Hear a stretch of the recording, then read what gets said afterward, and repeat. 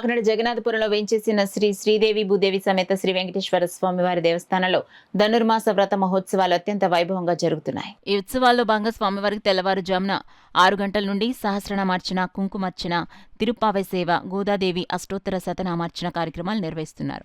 ఈ సందర్భంగా ఆలయ అర్చకులు కె సీతారామాంజనేయ ఆచార్యులు మాట్లాడుతూ దేవస్థానంలో ధనుర్మాసోత్సవాలు వైభవంగా జరుగుతున్నాయన్నారు. అలాగే జనవరి 10వ తేదీన వైకుంఠ ఏకాదశి పురస్కరించుకుని స్వామివారికి ప్రత్యేక పూజలు నిర్వహించడం జరుగుతుందని వివరించారు. ఈ కార్యక్రమంలో పెద్ద సంఖ్యలో భక్తులు పాల్గొన్నారు. జరుగుతుంది. తదనంతరం భోగాలు అని నైవేద్యం అయిన తర్వాత నక్షత్రహారతి అయిన తర్వాత ఆ రోజు పార్శ్వహారతి అయిన తర్వాత 26వ పార్శ్వహారతి అయిన తర్వాత గోదాదేవిని, లక్ష్మీదేవిని, అలివేలమ్మగా పద్మావతి వెంకటేశ్వర స్వామి వారి ఉభయ దేవేరులతో కూడిన మలయప్ప స్వామిని పల్లకిలో వేయించేపు చేసి బేడా సేవ చేయడం జరుగుతుంది. బేడా సేవ తదనంతరం వైకుంఠ ద్వారం సుమారు 5 గంటలకు వైకుంఠ ద్వారం ప్రారంభించడం జరుగుతుంది.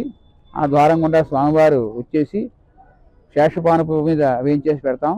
5 గంటల నుంచి దర్శనాలన్నీ సర్వదర్శనం, శీఘ్ర దర్శనం, అంతరాళ దర్శనం ఇవన్నీ కూడా కొనసాగుతాయి. కంటిన్యూగా దర్శనాలు చేసుకుంటూ రాత్రి 10:30కి ఈ స్వామివారికి ఏకాంత సేవ కార్యక్రమం జరుగుతుంది. కావున భక్తులందరూ సావకాశంగా సమయం పాటించి స్వామివారి దర్శనం కోసం వేచించుకుని విశేషమైన దర్శనం చేసుకుని స్వామివారి కృపకు పాత్రలవలసిందిగా కోరుతున్నాం. వైకుంఠాకాశ నాడు ఎవరైతే విష్ణుమూర్తి దర్శనం చేసుకున్నారో వాళ్ళకి పునర్జన్మ ఉండదని చెప్పేసి వేదాలు, పురాణాలు చెప్తున్నాయి.